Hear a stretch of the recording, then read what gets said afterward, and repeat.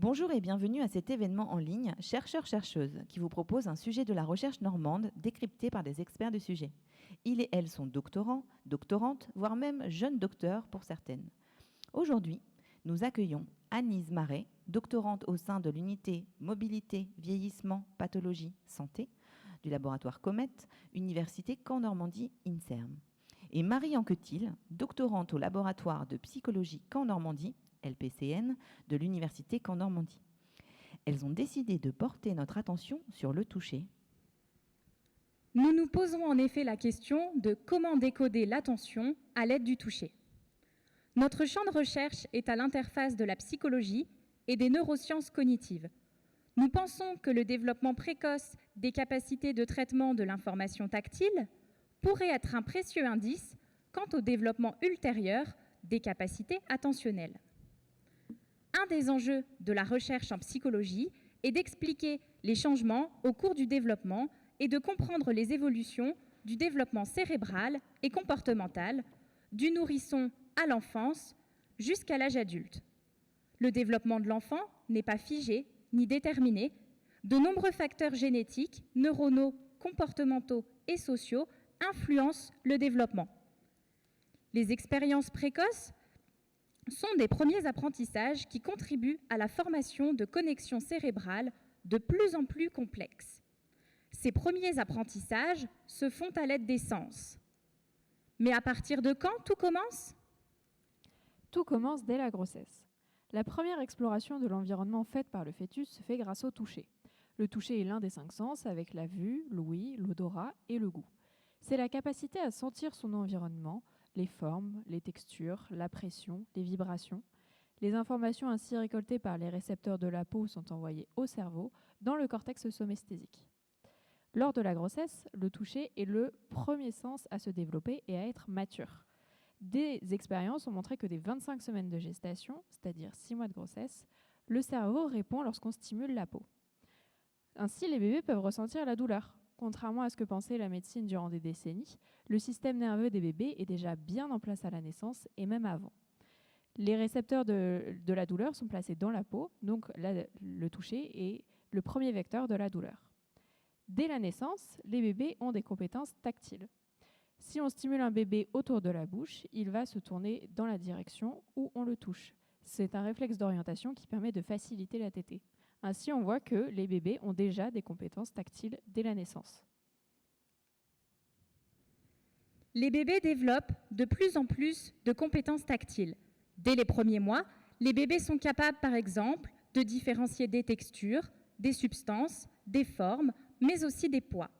Ainsi, bébé est capable, par exemple, de différencier une texture lisse d'une texture granuleuse, une substance dure d'une substance molle. Le bébé n'est pas qu'un simple être doté de réflexes. Il est capable très tôt d'explorer le monde qui l'entoure.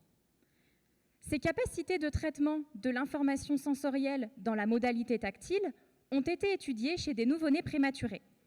Avec un petit vibreur placé sur la paume de la main, une vibration équivalente à celle de votre smartphone, on a proposé des séquences de stimulation vibrotactile de 3 secondes avec des intervalles de 3 à 7 secondes. De temps en temps, dans ces séquences, une stimulation était omise.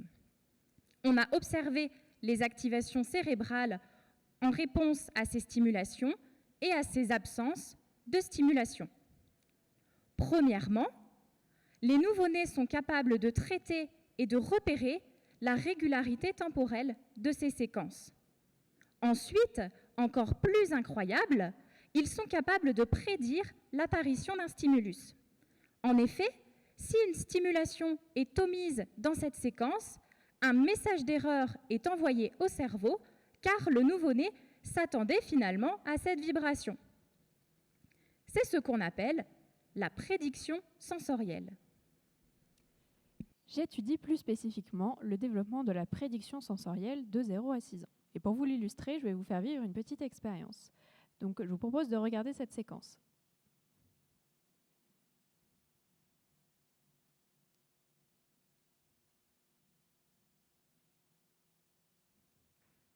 Êtes-vous capable de me dire quel sera le prochain animal ? Eh bien, quand je vous présente un chien, vous avez appris que juste après, il arrive toujours un chat. Donc là, quand je vous présente le chien, vous êtes censé me dire qu'après, il y a un chat. Ça, c'est une prédiction visuelle. La prédiction sensorielle, elle permet d'apprendre les caractéristiques physiques et temporelles d'un objet afin de prédire sa prochaine apparition.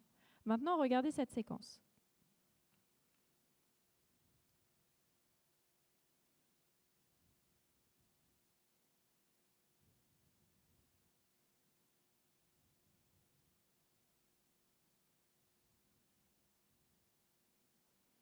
Avez-vous remarqué qu'il manquait un chat ?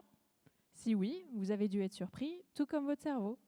Lorsque votre prédiction n'est pas respectée, le cerveau envoie un signal d'erreur qui dit qu'il a bien vu qu'il devait y avoir quelque chose, mais qu'il ne s'est rien passé. C'est donc ce signal qui m'intéresse. Je mesure le signal d'erreur dans le cerveau pour voir s'il a bien fait sa prédiction.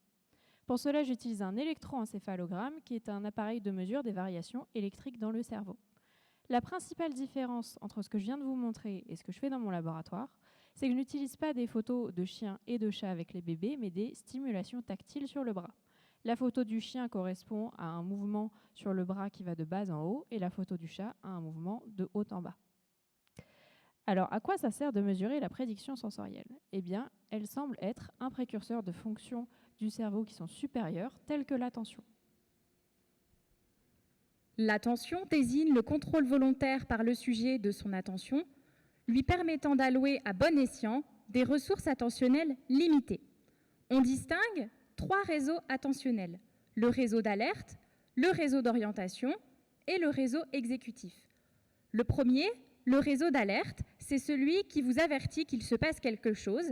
Il vous permet de détecter les stimuli dans votre environnement. Prenons un exemple. Vous avez par exemple une notification sur votre smartphone. Le réseau d'orientation intervient ensuite, quant à lui, et vous permet d'orienter, de focaliser votre attention et d'évaluer la pertinence des stimuli que vous avez détectés pour prendre votre décision. Par exemple, vous avez cette notification sur votre téléphone, mais problème, vous êtes en cours ou alors vous êtes en réunion. Que faire ? Continuer d'écouter cette réunion ou regarder la notification sur votre smartphone ? Eh bien, c'est le réseau exécutif qui, lui, va intervenir pour prendre la décision et orienter cette prise de décision en fonction de vos objectifs. Bien entendu, vous prendrez la décision de remettre votre smartphone dans votre poche pour poursuivre et écouter ce cours ou cette réunion. Ces 3 réseaux sont distincts, mais pas indépendants. Ils interagissent au cours du développement cérébral. Les 2 premiers sont fonctionnels dès la naissance. Ensemble, ils forment le réseau neural de la science, qui soutient l'attention dite exogène, sollicitée par l'extérieur. Puis, progressivement, le réseau exécutif exerce un contrôle accru sur le réseau de la science, permettant à l'enfant de diriger son attention de manière endogène, c'est-à-dire selon ses objectifs personnels. Il peut alors se concentrer sur une activité en ignorant les appels ou les distractions. Cette compétence progresse fortement jusqu'à l'âge de 3-4 ans. Pour évaluer ces 3 réseaux attentionnels, une tâche a été créée. L'Attention Network Task, autrement dit ANT. C'est un jeu sur ordinateur où l'enfant regarde un point de fixation au milieu d'un écran et attend l'apparition d'un stimulus.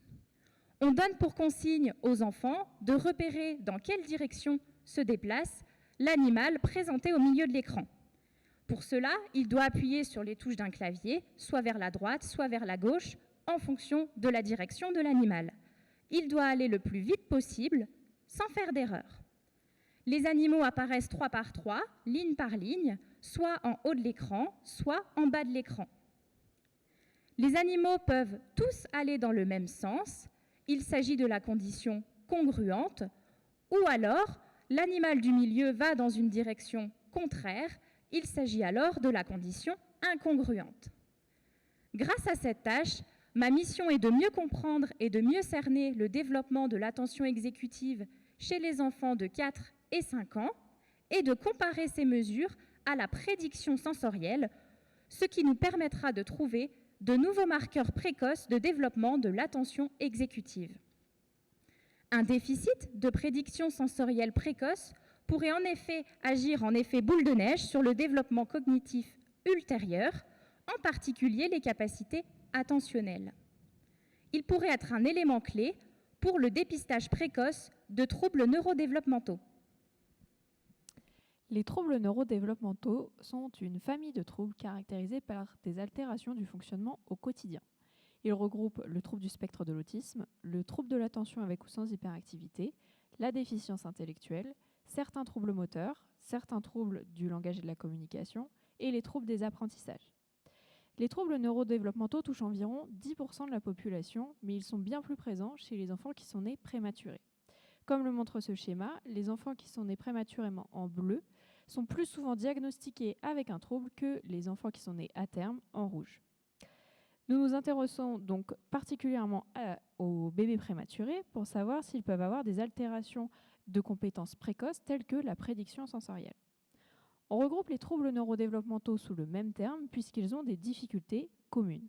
Au quotidien, ça se traduit par des symptômes qui vont nous servir à les dépister, puis les diagnostiquer et les prendre en charge.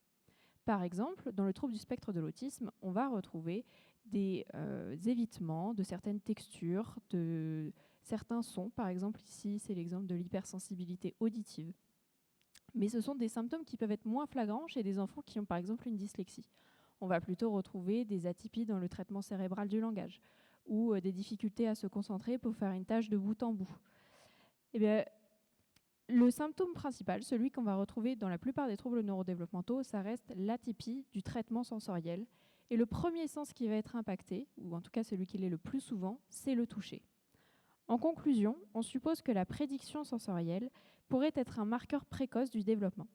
Des déficits de cette compétence pourraient nous servir à repérer les enfants à risque de développer un trouble neurodéveloppemental. Et on recherche donc des altérations de cette compétence chez des nouveau-nés prématurés pour comprendre leur évolution et leur développement global. Nous décodons donc l'attention à l'aide du toucher. Nos travaux mutuels de thèse s'inscrivent dans le programme de recherche DÉCODE, développement des comportements et dépistage des troubles du neurodéveloppement. De par la mutualisation des compétences des différents membres de l'équipe, les différents projets de ce programme serviront à faire progresser la recherche en neurodéveloppement, mais aussi à proposer de nouvelles pistes pour les praticiens impliqués dans le dépistage précoce de troubles. Nous vous invitons à en découvrir davantage sur nos projets et l'équipe sur notre compte Instagram, Decode Research. En complément sur cette diapositive, vous avez les références des images et des articles que nous avons cités au cours de cette présentation. Vous pouvez également suivre le compte Instagram de réflexion, instantané de recherche, qui parle du quotidien de jeunes chercheurs et permet de vous emmener avec nous au cœur de nos recherches. Pendant une semaine, vous partagerez le quotidien d'un doctorant, du colloque à la rédaction d'articles, en passant par les activités de médiation scientifique et les terrains de recherche divers et variés. Vous pourrez me retrouver prochainement sur le compte Instagram de réflexion et découvrir la recherche en psychologie. Si vous avez aimé le sujet abordé et que vous êtes en direct, restez avec nos chercheuses qui répondront à toutes vos questions. Et suivez demain le poulpe qui va à l'école. Par contre, si vous avez raté le direct et que vous êtes en différé, retrouvez toute la collection des vidéos chercheurs-chercheuses sur notre chaîne YouTube.